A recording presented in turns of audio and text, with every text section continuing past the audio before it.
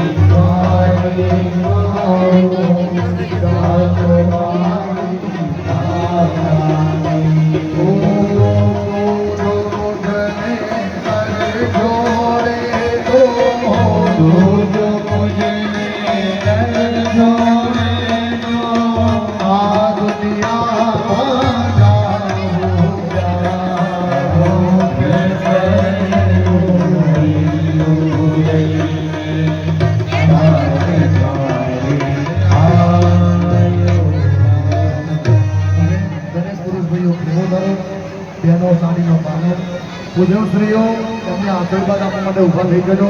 દરેકને ચોખા અર્પણ કરજો. યજમાન શ્રીઓને બહેનોએ સાડીનો પાલવ કરવાનો અને ભાઈઓએ ભોગો કરવાનો અને મનની અંદર તમારે અસ્તુ શબ્દ બોલતા જવાનું. જે કંઈ પણ આશીર્વાદ આજે તમને મળે છે એ તમારા જીવનમાં સારા અને સરસ તમને સફળતાના રૂપે પ્રાપ્ત થાય. ઓમ પૂર્ણસ્વાર્યારુણા ભગવઃ પૂર્ણબ્રહ્માણો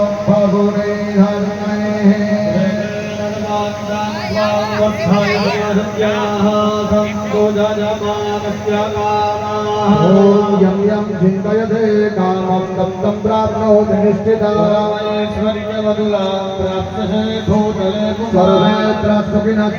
सर्वे सन्तु निरामया भद्राणि पश्यन्तु मा कश्चित् दुःखमाप्नुयात्.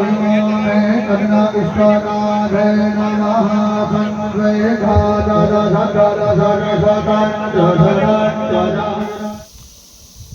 મિત્રો,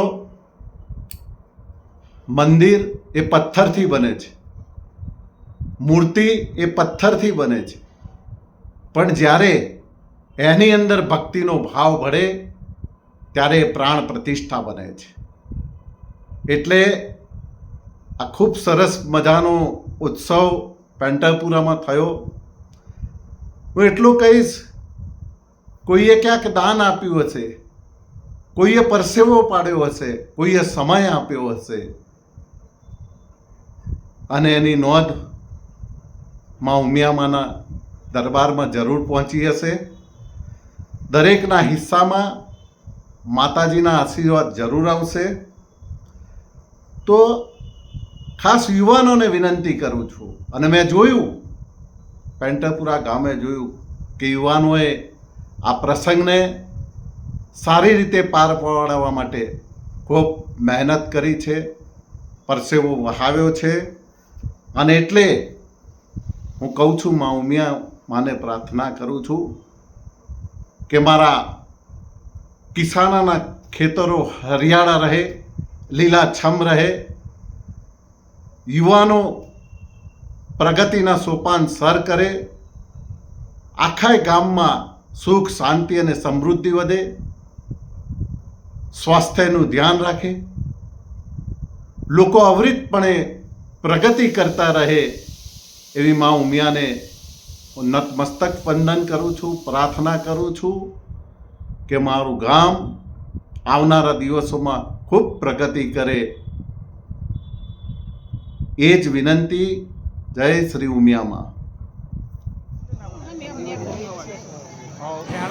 જુઓ, એક ટીમ આ જે છે ને યુવાનોની, એ પકડાઈ, બીજી ઘણી બધી ટીમો છે, પણ આ લોકો મને મળી ગયા. તમે એકવાર છે ને તમારો બી વિડીયો ખૂબ સરસ મજાનું, ખરેખર દિલથી અભિનંદન અપાય. આ લોકો એટલું સરસ મજાનું કામ કર્યું છે યુવાનોએ, અને આવનારા દિવસમાં આ જ યુવાનો આવું કામ કરતા રહે તો આવનારી પેઢી પણ આ સંસ્કૃતિના જતન માટે તૈયાર